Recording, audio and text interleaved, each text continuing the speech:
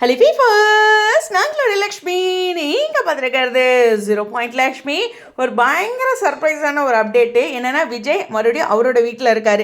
விஜயோட வீட்டோட பேக்ரவுண்ட்லேருந்து ஒரு ஷூட்டிங் ஸ்பாட் அப்டேட் அவங்களோட ஃபேன் பேஜில் ஷேர் ஆகிருக்கு. அப்கமிங் அப்படின்னு கொடுத்துருக்காங்க.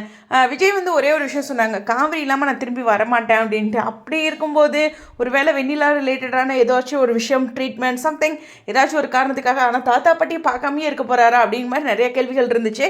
பட் விஜயோட அந்த டைலாக்கை இந்த இடத்துல நினைவுபடுத்துகிறேன். ஷூட்டிங் ஸ்பாட் அப்டேட்டில் விஜயோட ஒரு அப்டேட்டு. ஆல்ரெடி வந்து நம்ம எக்ஸிக்யூட்டிவ் ப்ரொடியூசர் அவர் கூட நம்ம காவிரியோட அப்டேட் இருக்குல்ல, இதனுடைய பேக்ரவுண்டும் அந்த கொஞ்சம் அந்த மேல் பகுதியில் பார்க்கும்போது விஜயோட வீடு மாதிரியே தான் இருக்கே, ஆமா இல்லை அப்படிங்கிற மாதிரி கொஞ்சம் தோணுது. காவிரி அவ்வளோ சீக்கிரம் இந்த பிரச்சனைகள்லாம் முடிஞ்சா போயிட போகுது அப்படிங்கிற மாதிரி ஒரு மைண்ட் வாய்ஸும் எனக்குள்ளே இருக்குது. எனிவேஸ், இந்த இடத்துல வந்து விஜயோட வீட்டுக்கு போயிட்டாங்க. காவிரியும் போயிருக்காரா அப்படிங்கிறது பார்க்கணும். அதே சமயம் நம்மளுடைய கங்கா வந்து ஒரு அப்டேட் கொடுத்துருந்தாங்க. அவங்க சிஸ்டர்ஸ் 4 பேருமே அவங்க வீட்டில் இருக்க மாதிரி.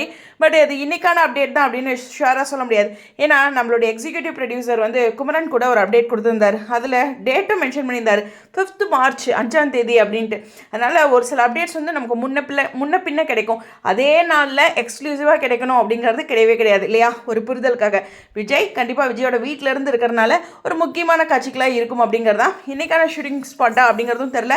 பட் இது ஃபேன் பேஜஸ் மூலமாக ஷேர் ஆகிட்டு இருக்க ஒரு முக்கியமான அப்டேட் அப்படிங்கிறத மீண்டும் பதிவு பண்ணிக்கிறேன். எனிவேஸ், உங்களுடைய கருத்துக்காக ஸ்டடி ஆன்.